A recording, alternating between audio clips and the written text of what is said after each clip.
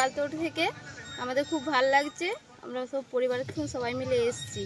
অনেক কিছুই দেখলাম, এদিকে একটা কংসাবতী নদী বয়ে যাচ্ছে, তারপরে পার্কে আছে। এসেছি আমরা এই বড়দি পাহাড়ে পিকনিক করতে, খুব সুন্দর লাগলো নদী ধার, তারপরে পার্কে চারদের ঘোরা হলো, তারপরে পাহাড় চারদের ঘুরে খুব ভালো লাগলো, আনন্দ হচ্ছে সবাই। হ্যাঁ বছরে আসি, নিজেরাই আসিছি, আমার ফ্যামিলি, আমার এখানে খুব ভালো লাগে, ওই জন্য আসি। এই তো এখানে পাহাড়, নদী, পার্ক